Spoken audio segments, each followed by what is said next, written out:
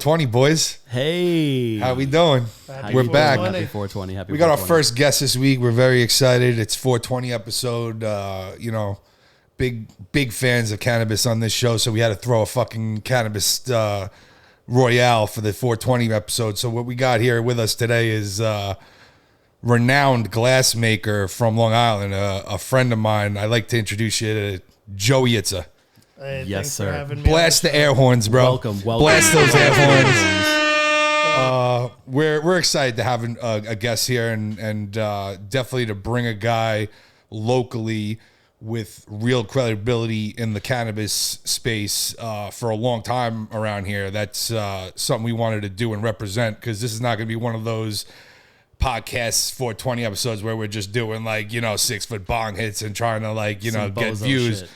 This is going to be like some, common folk symposium stuff. You know what I mean? I dig it. I'm here to educate. Yeah, bro. I appreciate you coming by. So give us a little background of where you started. First off, when did you start smoking weed, and how did you get into working in the cannabis space? So I started smoking weed probably when I was about 11, 12 years old. Started smoking regularly probably when I was about 14 years old. And what really opened the door for me was the glass.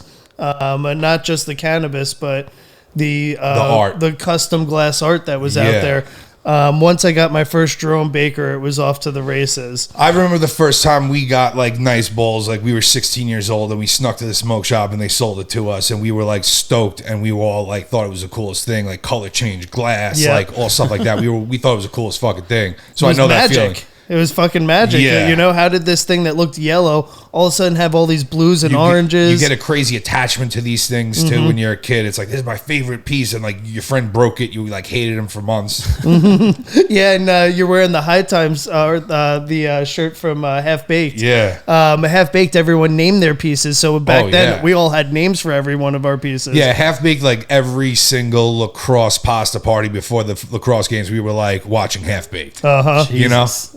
Ritual. Yeah, when you're playing lacrosse, you're smoking weed. If you were playing lacrosse and not smoking weed, I don't know what you were doing. I played crease defense myself. Yeah, I know exactly what you mean. Crease attack. So this is what happens. Yeah, I was Athletes just talking about athleticism, raw athleticism.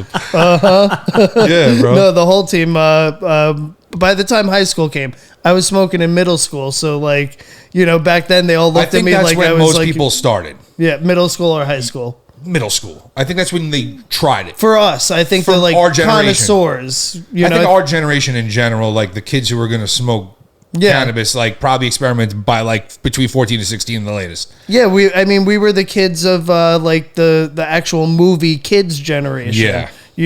That's how I grew up. I would go to the city, go skating, be a little bit of a gutter punk, and, was smoking weed early. I turned on more people at an early age, even people older than me, than I could ever count.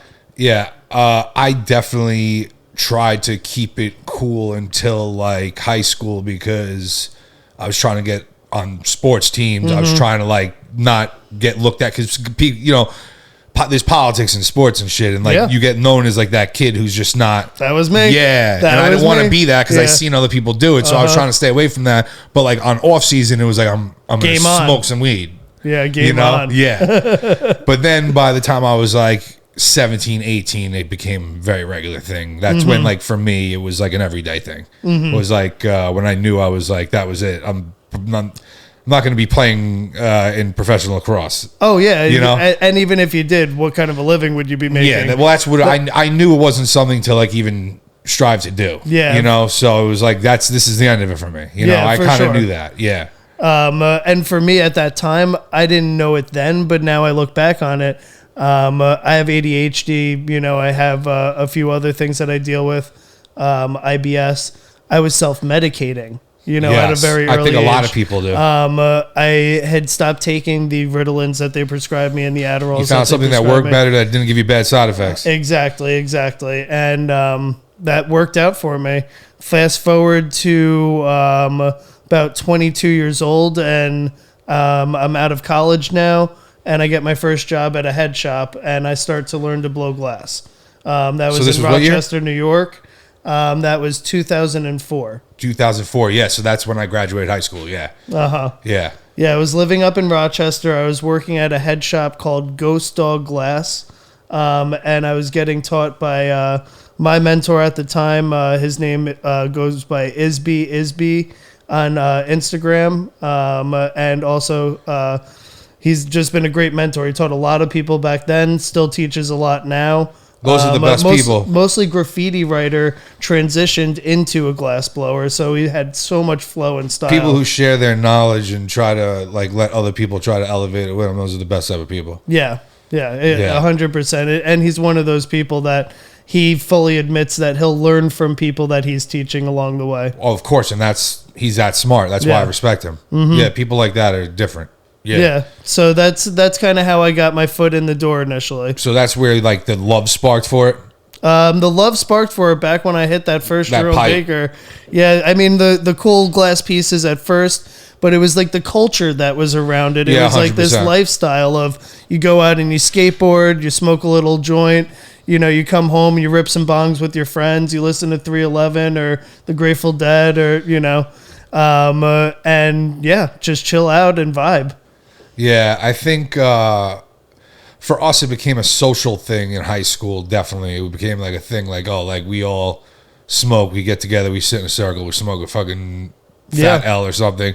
It was something about it's like breaking bread, and like then you getting high. Some certain kind of strains, like let's be honest. Most people don't even know the difference between indica and sativa. 100%. And like we knew back then, and it was like the haze, the sour. We wanted that because that was like something social. Like at night, we'd all spark up some L's, and it's like we're all thinking different, talking, socializing, just having open thought as a human being.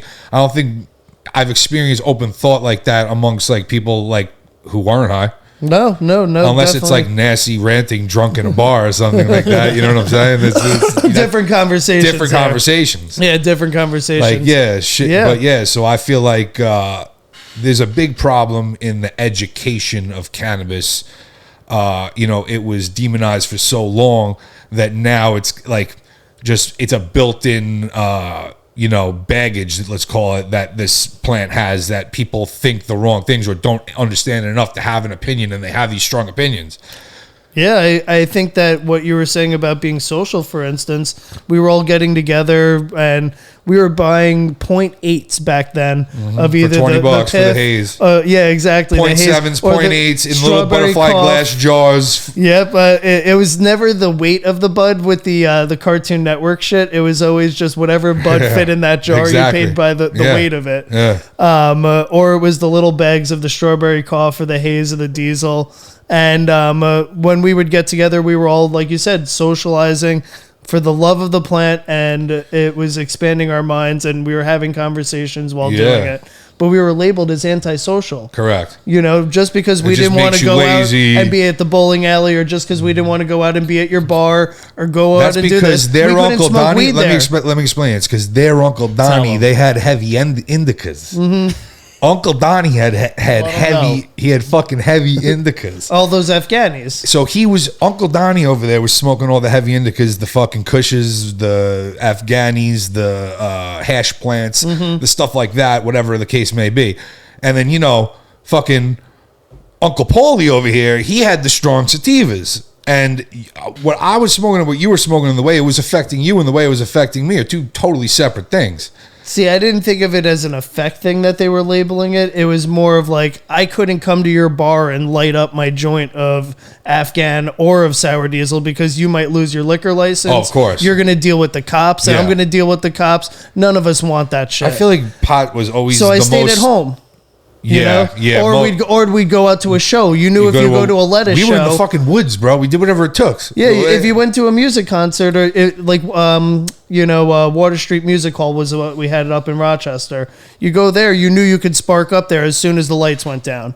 You go to a place like the wetlands they had in New York City. You knew you were safe there. There was only certain spots but the culture knows it thrived there. Yeah. And we were exactly. social. We weren't antisocial. I mean, if you hear the stories about like the guys like AJ Sour Diesel and Top Dog and some of like the New York City legends, they all met at certain clubs in New York City, literally. But we're antisocial. But we're antisocial. and they literally are like, have big responsibility in where the entire plant went and where the culture lies today, and how we got there. 100%. And it's like it's full circle, bro. Yep. And it always is, dude. It always is with this shit. I'll tell you that. That's what I learned for sure, bro. That's like, look at us sitting here right now. Look, realistically, we didn't even know each other well at all until a couple years ago. And now we become much closer through the plant again because we're antisocial. And now we're sitting here today doing a fucking podcast together. You're your first guest ever on my show. I think it speaks volumes, and that's what this 420 show should be all about, is like teaching people that there's like crazy fucking gas between what you know and hear and don't understand and what the reality of the shit is. Yeah, like you were saying about people not even understanding the differences between sativa, indica, I think hybrid. that's important to talk about right now. I think let's to touch on this real quick, because people really don't understand that the compounds in this plant can vary so much. So, one thing can be like a shot of coffee, and one thing can put you out like that, like a good sleeping pill, but healthy. Yeah, I deal with it a lot with the people that I talk to. But people don't even know what they're looking for a lot of the times, it seems. Like, my friends are just like, oh, I get high. Like, they think like, I just get high. I like this one. Yeah, this one tastes good. This one looks good. This one, whatever the case. Like, yeah, but what is it doing for you? Like, it's a healing plant. You could use it in certain ways that could help you. And this is like, bro, there's no Tylenol. There's no unnatural medicine out there in the existence of all of science that helps as many things as one plant. No, you're definitely right about that. That's, for sure. And Jack Herrera, shout out Jack Herrera, guy's a legend. His book, Emperor Wears No Clothes, when I read that when I was like, 18, 19 years old, that shit changed my life. I was like, this guy, wow. Yeah, he was onto something. And he spent his life just documenting how fucked up the narrative was versus what reality was, and he had it all painted out as clear as day in that book. And when I read that, it changed my whole view. Like, wow, we're looking at this wrong as a society. Yeah, he lived through the worst of it back then. I mean, you had people getting life for 2 joints in some places. I mean, 100%. Think about Nevada. How crazy Las Vegas was until they went legal. And now they're legal. Yeah, and they're billing themselves as like the destination until New York goes online, and then New York's going to be the spot. Well, New York's the biggest spot for everything. Yeah. So why wouldn't it be for this? Just like anything else, they're going to be the first. They're going to be trying to be the number one no matter what, and they can be because they have the people to do it. And we're all sitting here just twiddling our thumbs since they said it, as always, waiting for whatever wheels to turn. Yeah. And like, we're even dealing with it. There was recent news here that they're trying to make this push again to try to pass something through Congress, and it's like, they've already tried this. It never works. This is the third time they've introduced something like this. Yeah. And it gets a little better. And at least we're making progress. But it's just like, we need to grow the fuck up here. And just like, what the fuck are we even talking about at this point? I mean, we could be exporting this shit across the world. Not just the plant, 100%. But the culture, what that goes along with it. 100%. Yeah, 100%. And I think it will eventually, Yeah. They're going to want it like rock and roll, hip hop, blue jeans, sunglasses. Fat Farm, bubble jackets, Yeah, and this is just like another consolidating period in my opinion. Like, they're just doing their typical little build it up, break it down, take up the scraps, and then do it again. And the next build up, I think, is going to be on the back of cannabis. That's my opinion. I think they're just waiting. Yeah, they're waiting for the perfect opportunity to explode it, and they're crafting that situation perfectly right now. It definitely seems that way. It does. Yeah, it's weird. It's eerie, but it's all the Truman Show. You know what I mean, Edge? Yep. Jesus. Tell me. But let's touch more on Imagine Knowing Nothing. Yeah. So, all right. So we both like our dabs, bro, right? Yeah. We both like concentrates. It's probably our preferred way of smoking as a whole. If there was one way, if you were like, gun to my head right now, one way to smoke for the rest of your life, what is it? It's probably going to be dabbing then. I'm going to say dabbing, really good hash rosin. What do you think? I'd say dabbing really good water hash full melt. Okay, so let's get into it. I need you to break it down for the people who know nothing. Okay. So let's get into types of concentrates and their differences and why that's important. Okay, so brief little history of concentrates, at least from my experiences. Up until the early or mid 2000s, we had an RSO type of extraction and Rick Simpson oil, which is used by doing an alcohol extraction. And it usually came out as a dark oil that we would put on top of joints. It was something that was winterized. Yes. And tried to get as much of the stuff that shouldn't be in there out, pretty much. Correct.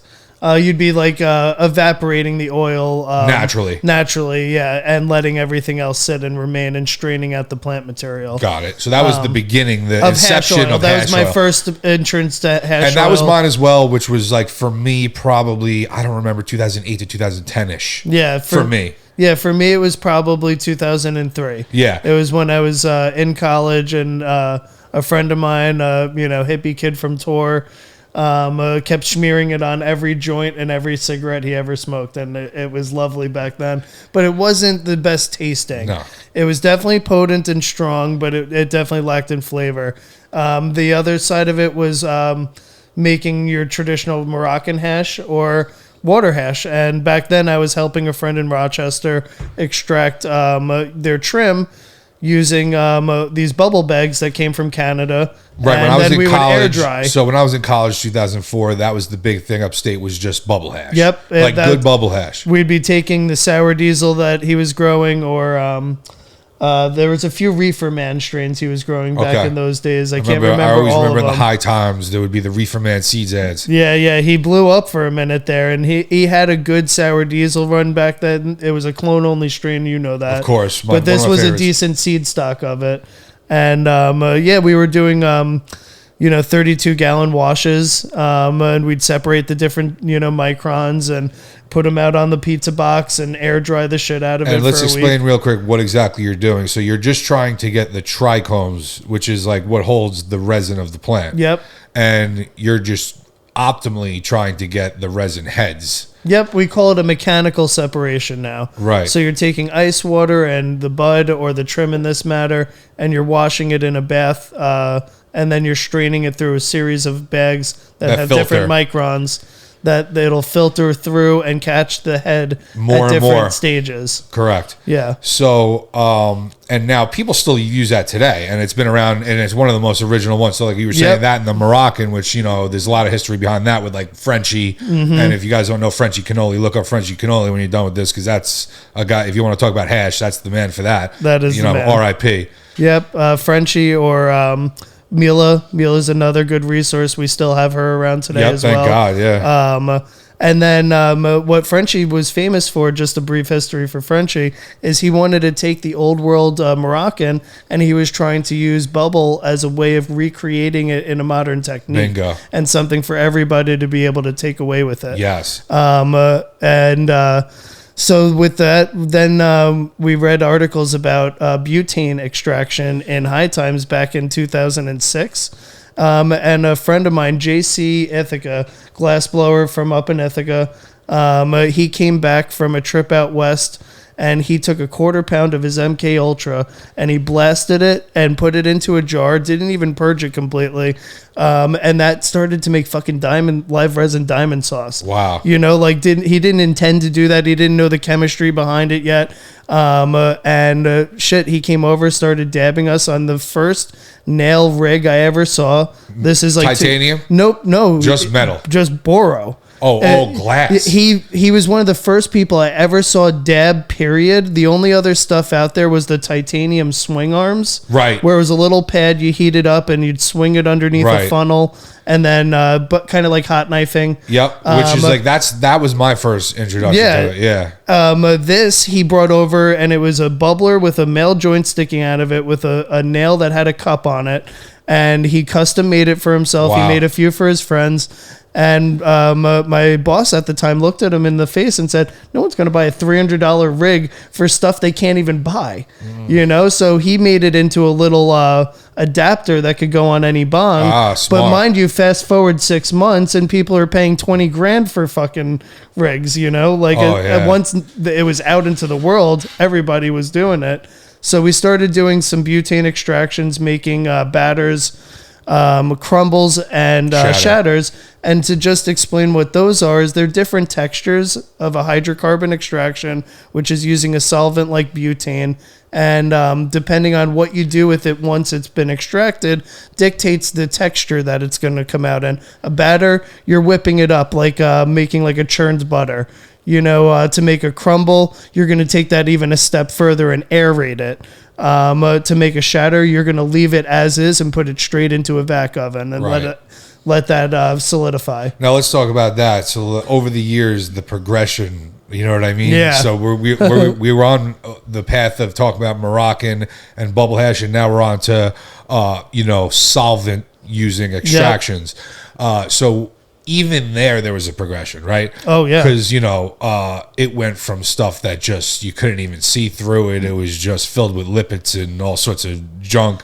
And then it got to a point where shatter was crystal clear, crazy terps that we've never experienced. Mm-hmm. I think for me, I want to say, I don't know when it was, 2008 to 2010, like I said, where we started seeing really, really good shatter. Yep. And that was the game changer for everybody. Everybody was like, yo, what the fuck? Once people realized that they could blast in their backyard safely, some people were doing it in their homes unsafely. Correct. I would never advise to do that. I would never advise to do it, period, if you're just a regular Joe just trying to... I wouldn't advise doing a hydrocarbon extraction without proper experience at all anymore. You need a scientist in a proper lab doing it the correct way. Luckily, I was explained early enough, and as a glass blower, I know how volatile gases work. Yeah, you understood the when they said don't do this inside because inside. The gas could set off a spark from your refrigerator. I knew I was dealing with something serious, and that even if it was the middle of winter and it was negative 40 degrees outside, I'm going outside to blast that, 100%. And that I'll make sure that I bring it inside once all the butane has evaporated. Yeah. And then you take that and you put it into an oven. So with that being said, there was all these people that used to have excess trim. Concentrates were able to take away all of the trim that was still good and it could have been wasted. So it would have been something that a lot of people threw out. Yep. And you could turn it into fucking a lot of money. So people were going crazy with it. Yep.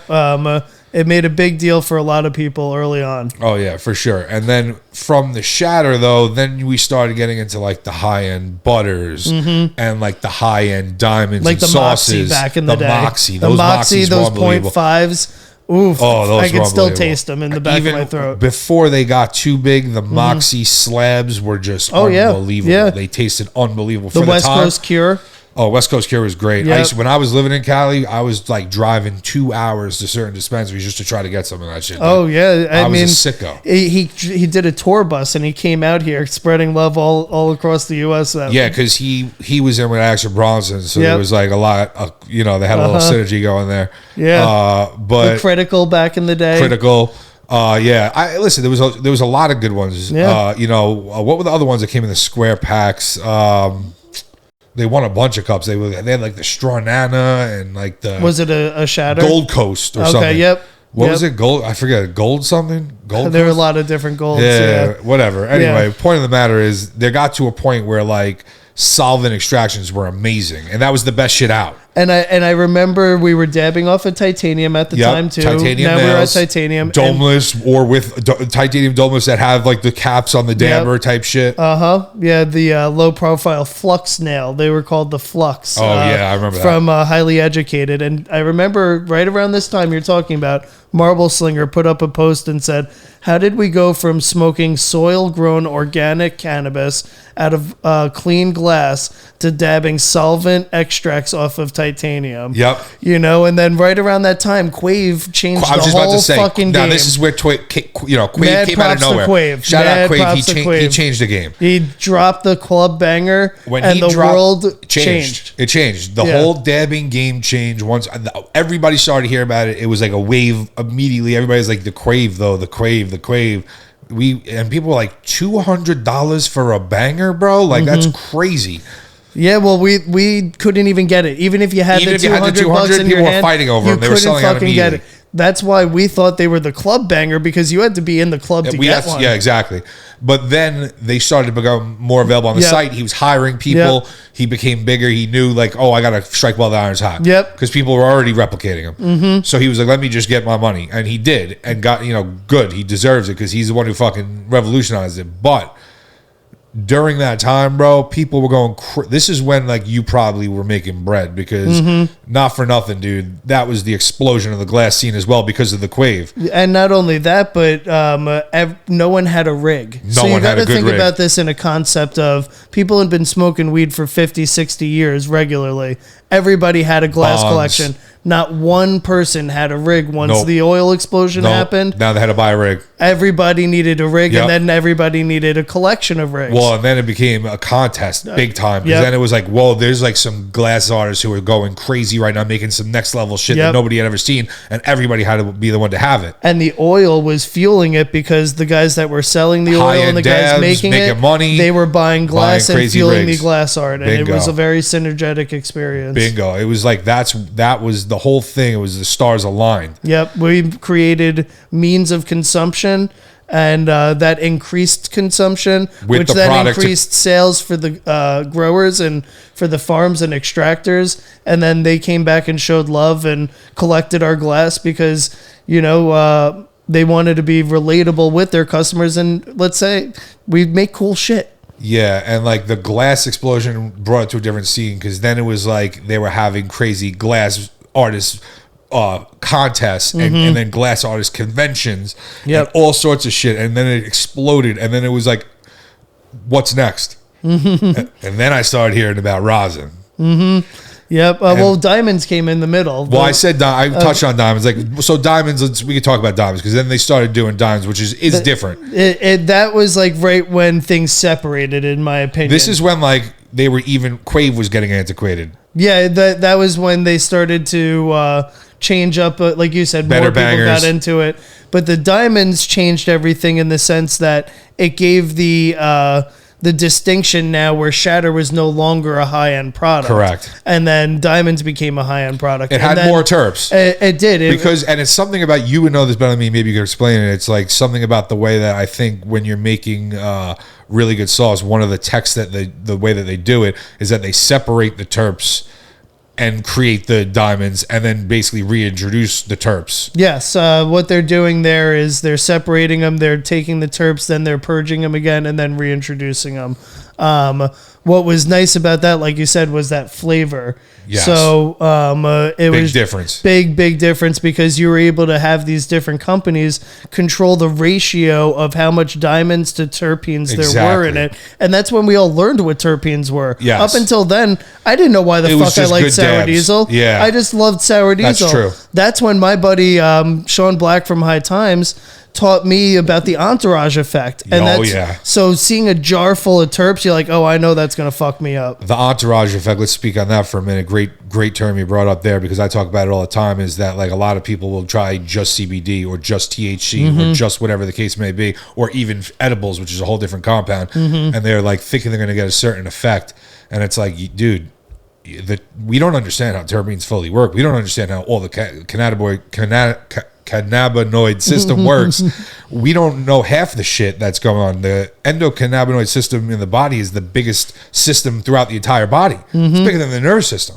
It's crazy how much it's interconnected, that the receptors we have for this chemical is the most prevalent thing in the body. It says a lot.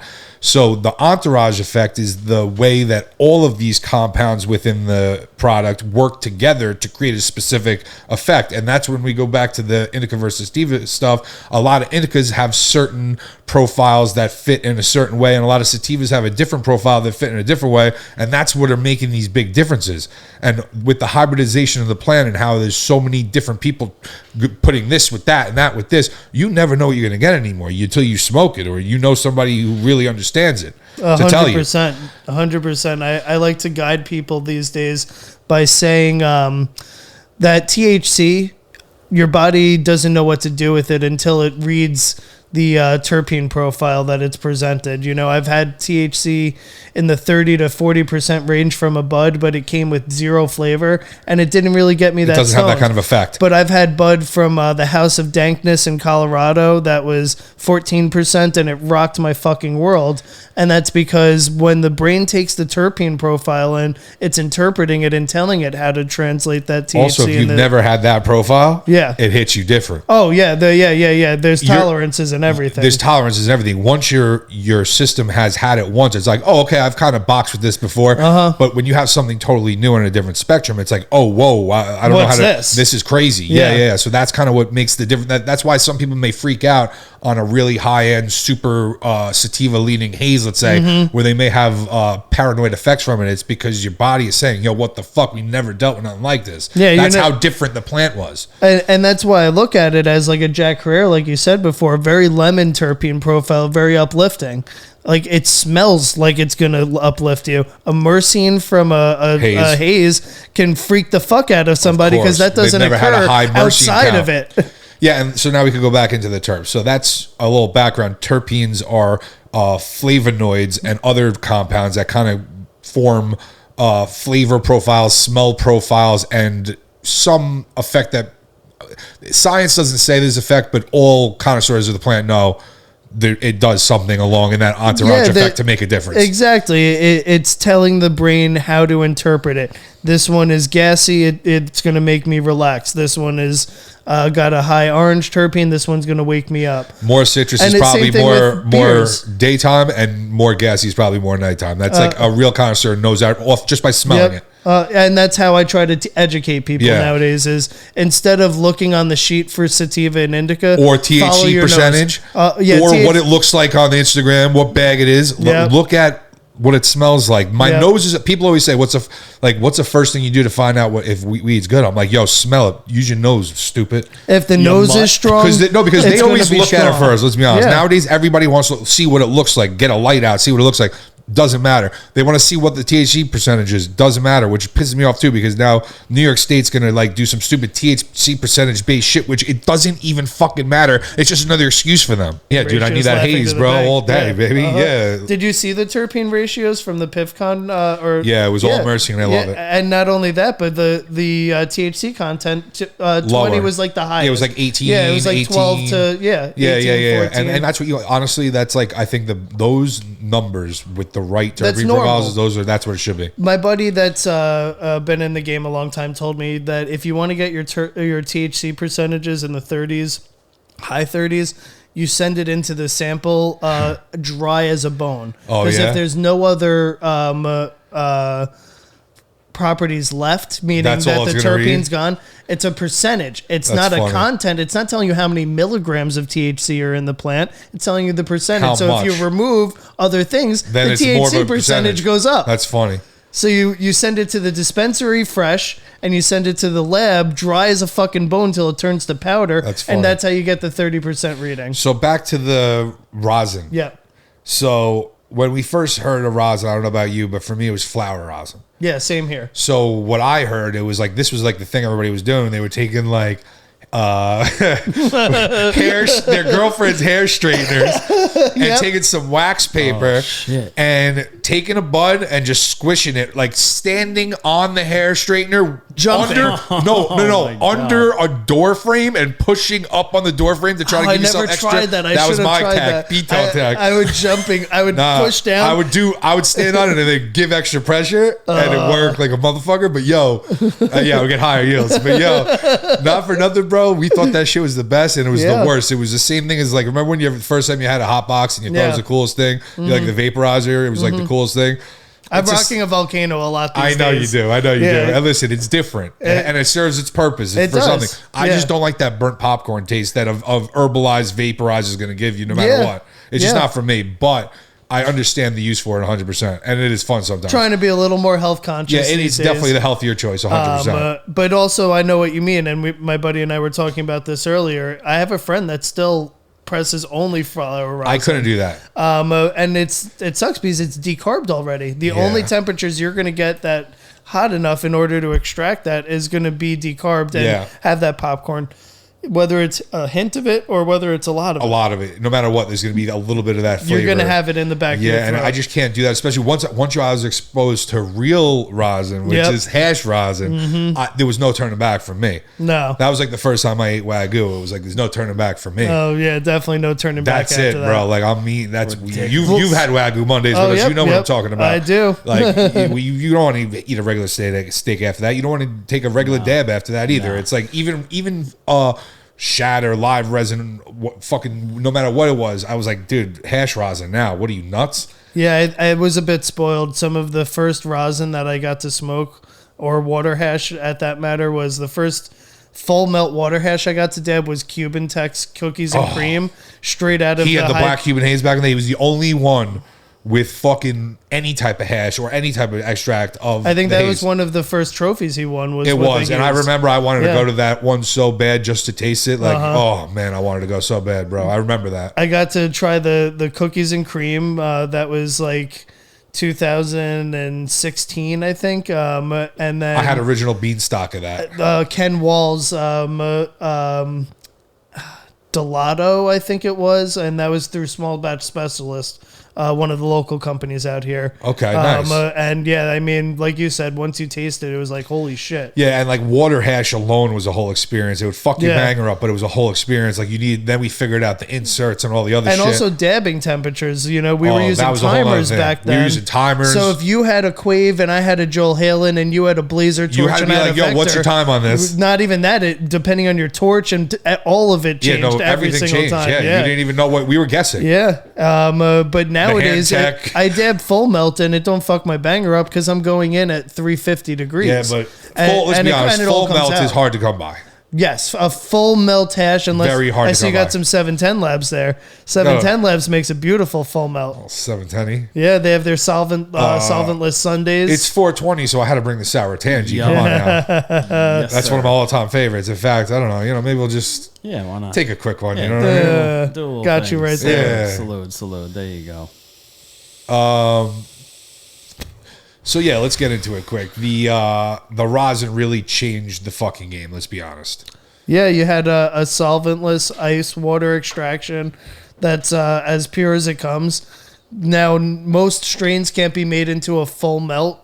There's very limited strains that can. So let's talk about the There's stars. more strains Let's talk that about can- the stars. the star system? There's a Yeah. star system with hash on how meltable it basically is. Yeah. How good the quality of the meltable hash is. Yeah, and the star system is It's also debatable. it's very debatable But- for a lot of people, but I there's like a it. general scale that we could use that we could all agree on. I think that there's roads paved for a reason, and I think that's a good 100%. road. Couldn't agree more. Yeah. The 6 star is the best you could get. It means that 90% of the material melts.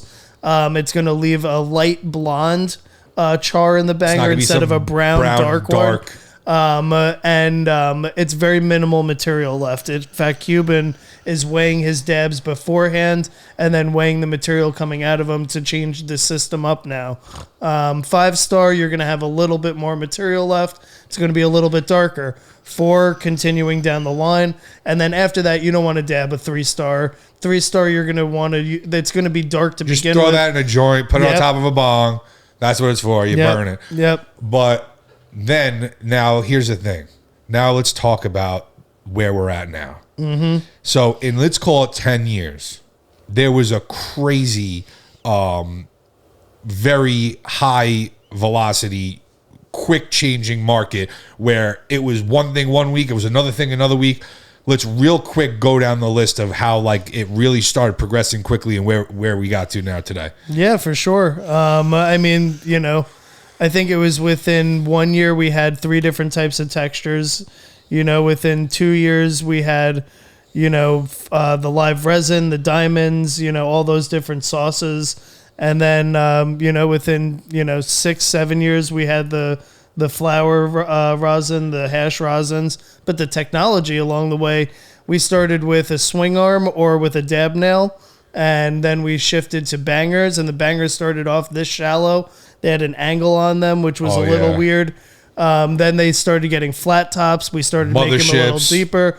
motherships came. You're holding a Puffco right now. We've talked about this on this. We know this is the Uber Eats of dabbing. It's the best. And I mean, think about that. 10 years ago, did you think you'd be holding an electronic in fact, heat but rig? I did have the idea. I said eventually nobody's going to use a torch. There's going to be no need for a torch, and I wanted to invent something. Like I wish I was able to invent this because I had the idea, but I didn't have the means. Yeah. But I wish I did. You saw the future. I knew there was gonna be no torches because it's just not practical. Yeah. It was also the one thing that like made everybody frown upon it. Like, oh, you guys are like crackheads, like freebasing. Meth. Everyone makes the meth joke. Even though it's the healthiest way to consume the plant, 100%. It's literally vapor of the purest product. Like when you're talking about good hash rosin, that is the purest product out there. There is nothing probably healthier for you. I'd say. I'd argue there's no other better way to smoke than hash rosin dabbed at the proper temperatures. That's the truth. So that's why I try to make that my preferred method, just like you for like, I smoked a lot of blunts in my day. Like, well, truth be told, I still smoke a lot of live resins too. Yeah. If a live resin's made properly, there's very low amounts of butane left in it, if any 100%. At all. And you know a lot about the plant. Half of these strains can't be made into a rosin. That's true. And so enjoy a still, a tangy. So that's actually what I wanted to circle back to, and I'm glad you said that. So that's the reason why of what you were just talking about. Yeah, exactly. And I'll smoke a good live resin from reputable extractors and companies because I know that they're running their labs properly. No CRC. So if you want to touch on that. So now, yeah. So we will touch on that real quick, but before we touch on that real quick, I just want to finish the statement with the hash. So the hash rosin. The super high levels of that hash rosin.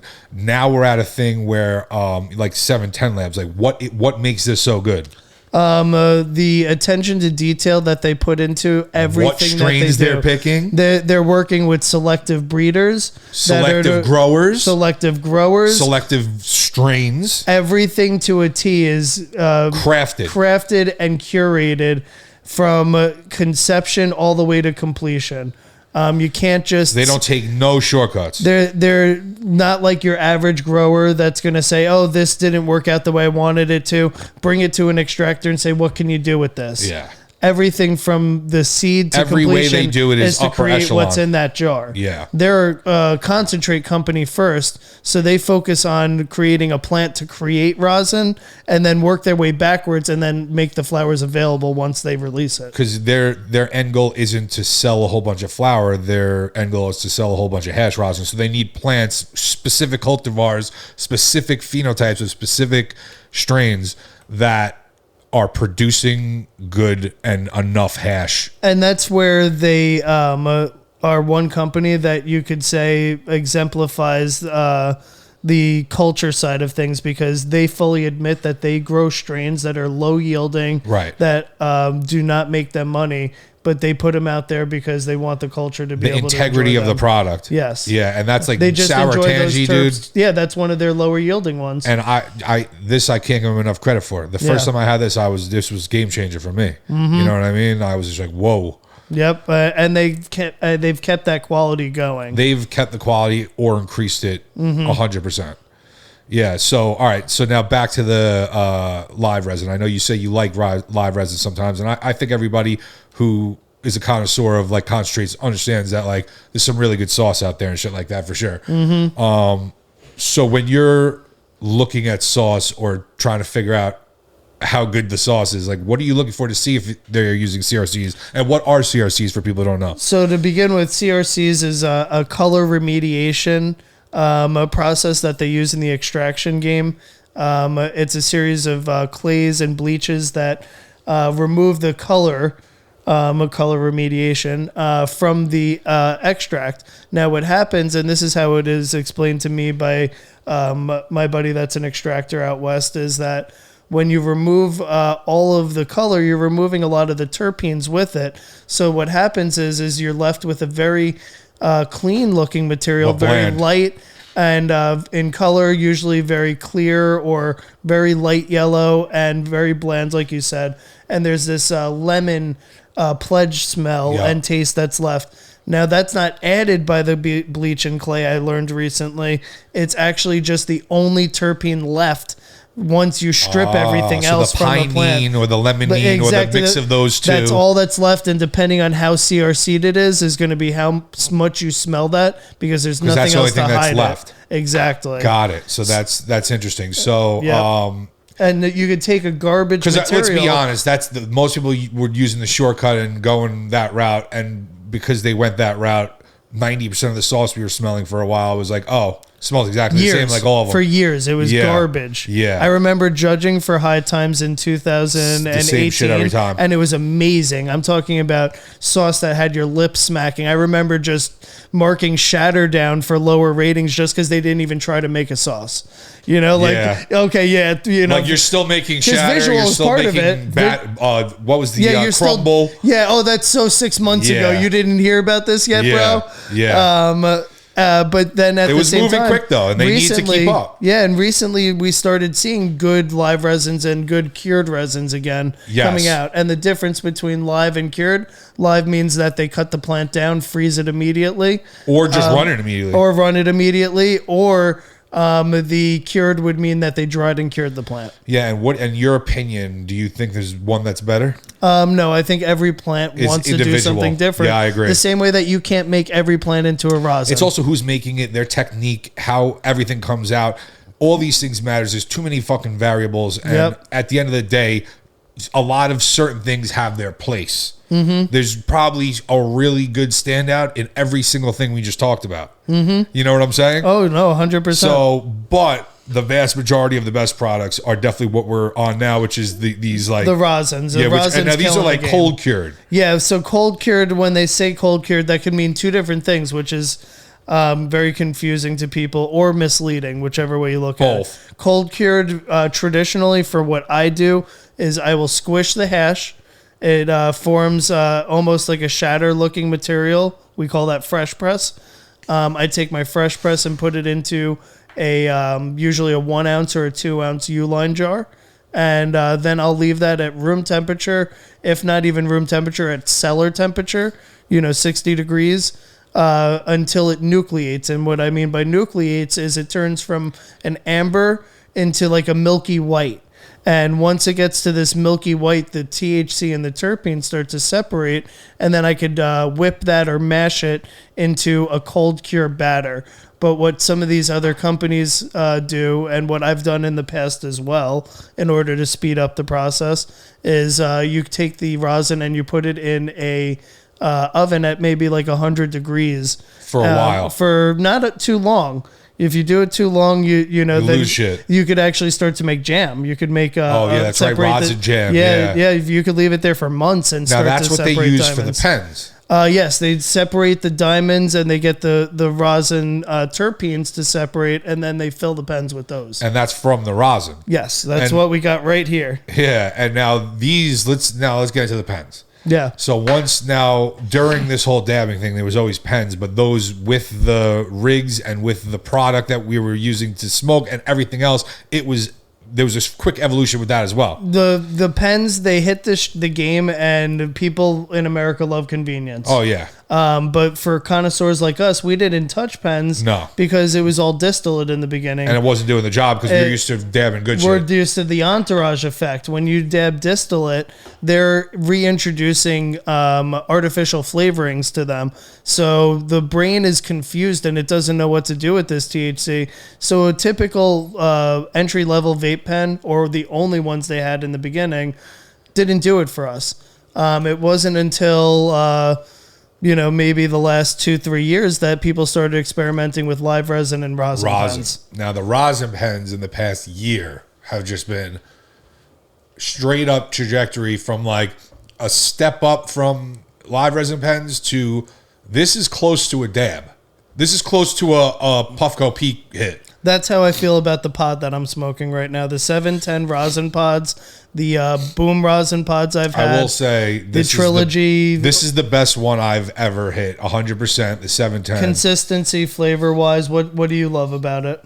The convenience. It's like what were those popular nicotine pens when they first came out? Juul pods. So this is literally the Juul pod of It's the jewel pod of smoking. Yeah. You feel like it rips a little harder than others, right? It rips way harder but than without others. fucking up the flavor, Without fucking right? up the flavor. It's the perfect terpenes. It tastes what the strain is supposed to be. Yeah, you smoke all the rosins, and you could compare the pod to the rosin. I smoke the 710 rosin, and then I smoke the fucking pod, and I say, holy shit, it's like 90%. Yeah, that's amazing. There's nothing better that I've had so far. There's ones that come close. The Laser Cat.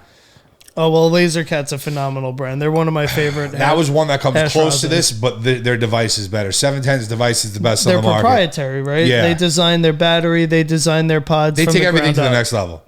Yeah. And this isn't no fucking promo. I mean, they don't No. gotta, they don't gotta, Facts. we're not getting, it's just, the truth of the matter is the real connoisseurs know who have had it is like this 710's on a different fucking level. Yeah, they're one of the better companies that are larger in size, but still care about quality and output and the culture. And they're not like overproducing to the point where they can't keep up the recipe to the size of the batches, and they can't, if they sell out in a day, that's it. They sell out in a day. And I know how they do it. Like when I was in Denver, the way that they do it is like, one day they're dropping off at one spot. One spot's like, here's some shit for you. Then the next day they drop it off somewhere else. Now here's a little for you. They just spread it around, a little for everybody. And they're not like overproducing and like, just opening their own dispensaries and, flooding the market. They're strategic and It's the long game. it's with branding. them. Yeah. And they have great branding and they have great products and it stands up to the test 100%.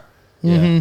Yeah, I mean, Yeah, I think the so. first episode, you was dabbing it with me. You know what I'm talking It was about? fire. It's fire. It was definitely fire for sure, man. It was Yeah. definitely good. I mean, real quick, let's touch up with Angela. Like, Angela, what do you think about all of this conversation as like a new smoker? Dude, I mean, obviously, I've dabbled in the cannabis in high school, but not as crazy as wild as you guys. No. And then, I was in the connoisseur of the beer. Then I evolved into just dabbing and smoking, and it's great. I love it, man. The conversation here, the education. I think the people that are just getting into it, states are legalizing. I think it's good that you guys are spreading the education to the people. Oh, yeah, dude. I So. appreciate it too, man. Thanks for giving us the platform to Yes, be able sir. to do it, sir. You know what I mean? Definitely dope. It's my guy fucking Ange and my guy fucking Joey. I'm glad to fucking have you guys on the 420 with me, bro. Yes, sir. Speaking Much of 420, Lettuce. Blue Point Brewery lettuce. Say what? Yeah, Shakedown on Main Street, sponsored by you Long know Island I'm Glass ready, and boys. Shakedown. You know I'm fucking ready. We Same. in the building, I'm boys. Oh, ready. yeah. In We'll fact, be serving dabs all day long. My buddy that I was talking about, the extractor, I'm going to be serving hash rosin and live resin all day long free of charge. it's going to be amazing. I'm Yeah. very excited for it. Yeah, it's gonna be great. I think I'm going to try to see if Angelo could bring the camera and the microphone and we'll have a little fun over there and get We'll a couple see. interviews in and try to get a couple fucking, We'll see what happens. we'll try to see what we can do there. We'll see what happens. We'll see what happens. I said what I said. Shit, I mean, come by the dab bar. Let's get some dab reactions. I'm after saying we're also done. I'm in. it would be dope just to get some, it's going to be a It's going to be an amazing event. This is a This is first Blue time. Point Brewery, which is an Anheuser-Busch owned company. And this is Lettuce, a collaborating with- huge, amazing, world-renowned It's a band. big deal. Yeah, It's a but big think deal. about cannabis companies, alcohol companies. Alcohol companies were paying money to lobby against cannabis for the last 50 years. Oh, it's out of control. And now Don't we get have me started. Anheuser-Busch, Yeah. which owns Blue Point, which is still a local brewery at heart, sponsoring this cannabis huge event, which, let's be collaborating honest- with Sherbinski to make a cannabis-related beer, hosted and sponsored by Shakedown, which has been in town for 19 years there. Which brings me to my next point. What you were just talking about, the Blue Point Brewery and how they're owned by Anheuser-Busch and how they're throwing this amazing event. But remember last year, we were sitting at that same brewery at the same 420 event, basically the same exact thing with no big band and no big vendors or names behind it or no anything. But we were sitting at a park bench at that event, having a great time, smoking a joint in public right after legalization. And both of us, like, and all of us that were there kind of were like, had this feeling like, this is like fucking great. Like, we're finally not hiding in the woods. We're just adults responsibly smoking a joint at an event and having a great time. And what a change that was from what New York State had us doing for our entire existence up to that. I mean, that's what we were talking about before too, is I wouldn't go to a brewery because I couldn't smoke there. Exactly. I was actually going to go hang out there because I could go smoke a joint and eat some delicious food. I was about to say, now you could go have that fucking sick Bavarian pretzel over there and sit down and smoke a fat joint while you listen to some fucking world-class fucking music. That and their legalized wheat, which what they put out last year. Yeah, that was pretty good, by the way. It was really delicious. It was pretty good. And I probably wouldn't have tried that beer if they didn't let me smoke outside there. Yeah, I probably wouldn't have either, to be honest, because you know me, I'm a beer snob. So like, I would not be going to like a big production brewery for a beer. Yeah. But you throw weed in the mix. They threw a cool event. I'll come check it out. Yeah, there were like 4 or 5 vendors there last year. You know, there's a little bit. Shakedown was there. Shout out Shakedown, my guy Brian. It's kind of been molded around that to incorporate them because they've both been pillars of that community for so long. Yeah, and how long have you been friends. at Long Island Glass, which is also affiliated with Shakedown? Yeah, Long Island Glass. I've been there about 6 years now. 6 years, yeah. I mean, I've been going to Long Island Glass for a really long time. Like, they've always been like with the glass art and everything, like the only place like on Long Island that had like a real scene, like over time. Yeah, they were the first major studio. I had owned a few studios previously, but they weren't open to the public. This place had a bunch of glass blowers. Yeah. They were putting out cool stuff for the time. I remember B Money, like we'd see his shit and be like, "Whoa!" And he does wigwag, or the other guy does wigwag. He does wigwag. Who's the other guy who does Tommy B wigwag? Tommy B. Tommy B. With the fire wigwag. Yep. You know, there was all these like original guys, like sick glass Frick blowers. Glass came out of there. He's big in the beer world for his cups. Yeah, he makes beer glasses now. Yeah, and also the other guy from there makes beer glasses too. What's his name? Drinking vessels is what's his name? Tony. Oh, Tony Memento. Yeah. Tony Memento. That dude, honestly, back in the day, he made fucking a couple fire pieces I seen, and then like he started making beer glasses. A lot of these guys now who are glass artists make beer glasses. It's weird. There's a synergy there. Definitely. But you, as far as glass making, I remember the first time I saw one of your pieces when like functional, cool rigs were really popular. It was like Yushin's and I don't know, Snicks. I don't know, stuff that just like crazy different amazing hits and different functional tornado spin shit, all sorts of recyclers, all that whole phase. And I remember the first time I saw your piece, it was like wild, clean, and unique, and like drew from like all different stuff, but like formed its own thing from like the things that were good at the time. Appreciate that. Yeah, and I remember you had a specific style, like it's like a recognizable, like that's his piece, that's this guy's style.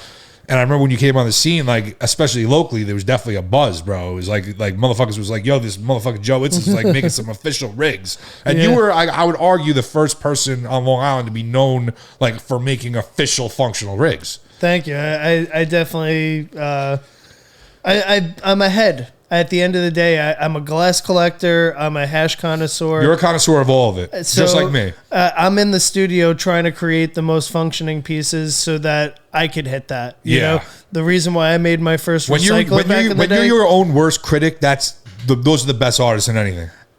And for me also, like let's put it this way, back early on, it was hard to get some of these pieces from Ham, from Quave, and all these other guys. Oh, hell yeah, really hard. For me, I had to make my own recyclers because I wanted one. And also, there was a hole in the market that needed to be exploited, and any good business person is going to do that. And you try to do what you can to borrow and to make it your own. I never looked at your pieces. I never looked at your pieces and said, "Oh, he's just biting this or that." I always looked at your pieces like, "Oh, he took inspiration from here or there." Exactly. That's all artists do that. Same All thing artists in music, in any same art. graffiti. That's what clothing. artistry is, dude. Yeah, fashion, hip hop, everything. Name it. Music, everything. Yep. Everybody draws inspiration from somewhere. No, it's hard to be 100% original, and we really give credit to those people. People who are seriously that original or special, and should have people drawing stuff from them, or else we don't start getting better and better. Yeah, that's how we raise the bar. We raise the bar on everything, and let's like touch on that. Like we're talking about like the evolutions of things, like. Look at the legal space right now. They just in the past year, literally a year from like right around now, finally went legal in New York State and started passing laws, and now they have a committee that has to put all this stuff puzzle pieces together and sign everything into existence for official. And let's just talk like from last year when we went to the 420 Fest and it was fresh to like where we're at right now. Like, what do you, what have you seen over the past year with this shit? Like without like, you know, without like spending an hour and a half on this alone. I think I've seen everything under the sun in the last year, and it's crazy because New York dragged its feet for so long. We knew that was going to happen. But I didn't think it would accelerate and that they would open up these gray areas and loopholes and be like, you know what, fair game for a little while. Well, we've seen all the news articles of like guys upstate who are just like selling stickers. Yep. And people in Washington Square Park just like posting up with a table. Yeah. And I remember going to Washington Square Park to, you know, try to copper back in the day. And now it's like people are this and now competition. it's open, like they're vending like the way they used to have the bootleg DVDs back in the day. Yes, exactly. Yeah, no, and it's crazy that you see smoke shops already jumping into the game, and New York, the board saying that they're going to open the door for veterans and for people with drug convictions in the past already. I mean, I think that's one thing that they did that's like very... they're being very progressive. But fair. Yeah, but for dragging their feet for so fucking long. Yeah, but you have to make it up to people who were... You have to be. You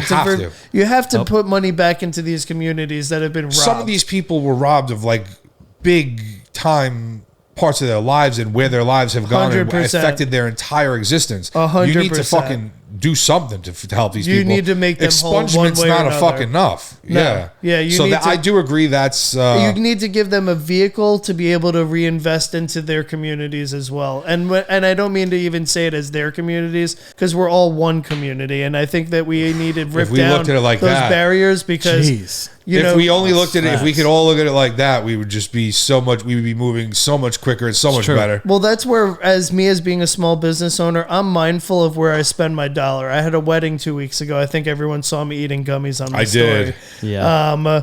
So when I went to rent my tuxedo, I had a choice. My family said, "Oh, go over to Men's Warehouse," and I said, "You know, Fantasy Bridal Shop is just right up the block." Bro, I love that. And I made an appointment, and I went in there, and they're getting ready to take my measurements, and she yells, "Ma, can you come over here and write this down?" As I yell out the And that's measurements. exactly why you go there. And that's why I went there, and that's 100%. why I go there. And when I spend my dollar there, they're gonna go and It they're gonna means more spend the dollar here. at the bakery. They're gonna go to Tilly's and spend the money there. They're gonna go over I'm and the spend the money at biggest the diner. person. That money stays in the community. Then you Shop go to small. a big box shop that's leaving. That's Shop going small, to a bro. bank offseas. You gotta, if you can, you gotta Yeah, shop don't small. go out of your way to spend money you don't have. But if you have the choice, then try to keep a money within your community. It's also, you're gonna get treated better. You're gonna get people who own small businesses that survive. They're doing something that big box can't do. And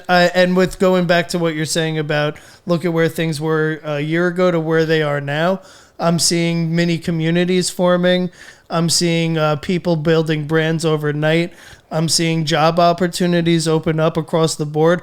We're going to need people from logistics all the way to dispatching when it comes to delivery services. We're going to need people curating collections for Down to stores. grunt work. We're going to need people doing the trimming. You know all of the standard jobs that come with cannabis, But there's tons. but there are tons on the back end. The job creation, the money it will stimulate, the local economy, the just overall things that it could do for Hopefully the it fix the culture. potholes. Yeah, they could maybe fix some of these fucking potholes because I'm getting fucking tired. If you guys saw my rant, I was I've ranting lost 4 this week. tires this year. I'm I've lost sick 4 and tired. tires. Wow. These fucking- That's But crazy. you're 100% right, and that's where I'm hoping that I mean, in Denver, they're giving kids fucking iPads, all sorts of shit. Like, shit's going back into the schools, Yeah. the community. Like, they're doing shit, bro. We could be doing more here with our money we could definitely be doing if it's more. not going into these politician greedy fuck rat pockets.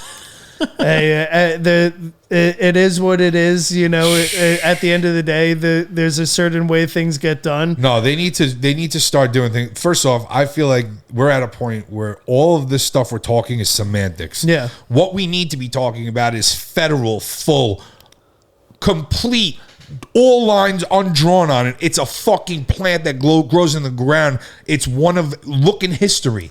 5,000, 10,000 fucking years has been used for fucking humanity in all sorts of different fucking ways, and you're trying to fucking keep it away from fucking humanity for what? All it's doing is hurting people. It's not helping people. Fucking, what are we talking about here? We're fucking grown adults. They can fucking drive a car fucking drunk, but they can't fucking smoke a fucking joint. Apparently not. What are we? What you know? These kids are all on fucking Xanax and fucking Adderall and fucking OxyContin and every other fucking drug under the fucking sun, but they can't fucking smoke a fucking natural plant from the fucking ground. It's infuriating. It is. What really are we is. talking about? It's a weird world. It's a strange fucking place we live in. It's the Truman Show. Actually. It's the fucking Truman Show. We're living in idiocracy. And in a time period where we don't manufacture as much as we used to as a country, here is something that we can't. We can home grow. Pun intended. Double entendre. All that. Yeah, we can't outsource this. This is something that we could do and we have to do, and then we could sell it to the rest of the world. Yeah. In general, we could keep it home. You know, how many years now has most of our weed came from fucking California and all the other places that have been legal forever? Because that's all these people were doing, was bringing it to other places like here. Now we could just have people literally creating amazing job opportunities for them and all their fucking community, and not only enjoying what they do and making money while they're doing it, but like serving a purpose. Because let's be honest, if you know about this shit, they don't call these people who create these plants and sell them caregivers for no reason. Oh, you're 100% right about that. Some people need this fucking shit. I still refer to everybody as patients because I come from a medical mindset. So I do too, because I lived in California and I had my medical card there, and I went through the whole medical process, and I've always self-medicated just like you do, but for other reasons. Old football back injuries. I'm allergic to Advil. I can't even take Advil. This is the next best thing for me. Oh, it's better. And it's healthier. It doesn't ruin my liver. Yeah. Like, you motherfuckers are ruining your liver every day taking fucking Advils, and I'm doing the healthier route, and you're fucking criminalizing me. No, criminalizing me for fucking doing the right thing for my fucking body. It's fucking insanity. You know what I mean? And like, that's from top down. Yeah, but now we're getting to a progressive state where they're letting football players in the offseason smoke weed. Well, I said in the first episode, if you ask me any time from the time I learned about weed first to right now, last year, call it, if we would ever be sitting here having this conversation about legalization in New York in 2022, I'd say, what are you, fucking nuts? What are you, fucking smoking fucking rock? How many Quaaludes you took today, fucking Johnny? I would have called you a liar to your face. Yeah, I would have never believed that. And not only that, but we're not only on the verge of federal legalization of cannabis, we're gonna see the legalization of psilocybin in our lifetime. You know, let's touch on this, being that it's 420, dude. Like, that's another thing that it's literally silly that people have this prejudice against. The same way you have a prejudice against a plant that grows from the ground, you have a prejudice from a fucking fungi that grows from the fucking ground that helps. They just put in a study. Angelo, maybe you could put it up on the podcast with your production, and you know, eventually have that on there. You could superimpose it, whatever you do over there. They just came out with an article that literally was, I mean, there's plenty of articles if you guys want to start digging, but there was one very recent article that literally scientists are proving that, like, this has a different effect on depression than any other thing available to people right now. It 100% works different, helps better, and has better results than any medication they're using for depression right now, and it's natural. What we have to stop letting big pharma control the narrative on our fucking entire existence as humanity. We have to stop letting big pharma control what we're putting into our fucking bodies. We're fucking humans. We should all decide what we put in our fucking body. If you can overeat like this fucking Gavone does, then you can overdo anything. Oh no, 100%. And that's something for me. When you talk about depression, it helped me through my divorce. You know, I was crushed, you know, and you know, I already deal with depression on a regular basis. So now it's multiplied. All sorts of shit. Microdosing mushrooms. I never got to a point where I was seeing shit or hearing anything. Of course not. It was microdoses, and it was the better than any antidepressant I've ever had in my life, and I don't need to take it anymore. That's the best part. An antidepressant, a pharmacological, I'd be on that for life. So here's some misinformation on that. So, you know, growing up, like, I had a few experiences with mushrooms growing up as a kid, like college and stuff like that. And you know, when you do that, most of the time when you're a kid, it's like, oh, like let's take a whole bunch and like really like see what the fuck happens here. Like you were just experimenting, exploring. That's a way different thing than just taking a tiny little bit. Tiny little bit is almost has no psychoactive effect. Correct. Yeah. So the stigma there needs to be broken as well, where people think like, oh, you're just going to like lose your mind and see things if you take a little. That's not how it works. That's when you're going to super high doses. 100%. And that's a whole nother story. But this, if people just use this responsibly, the same way you should use anything responsibly, there's huge fucking potential with this for many things, including and undeniably PTSD, depression, all these type of things. Migraines, they found out a lot with, all sorts of things that people have real hard times finding something that works for them. Yeah. This is a fucking cure that's natural the same way we did. So I'm glad you did bring it up for a second because it needs to be fucking said, dude. Yep. Yeah, you got to talk about mushrooms if you're talking about 420. 100%. Granted, it's a holiday about the plant, but they're definitely kissing cousins. Oh, 100%, dude. And we'll have maybe the next time you're on, we'll have a whole nother deeper discussion on that. I love getting into fucking wormholes about all this shit. Yeah, I've been to seeing God, and I've also been on low microdoses to the point where you don't feel it at all. It's just a mood enhancement. So correct. Any questions that I could always help on that, I'm here. Yeah, man. Have you ever, real quick before we fucking maybe wrap this thing up here, have you ever done DMT? DMT, no, I haven't done it. Interesting. I've had a friend try to turn me onto it a few times, but it's one of those things where I know that you experience a large amount of DMT released in death. And I kind of want to save that for that ultimate release. Yeah, I respect that. Yeah, I sometimes question. I did it once. Well, I did it twice. One time I didn't break through. It was just a very light, nothing, barely. I knew I didn't do enough. To the most surreal, unbelievable, undescribable thing in my entire life. And I have moments where I kind of like say to myself, like, I wonder if I should have done that.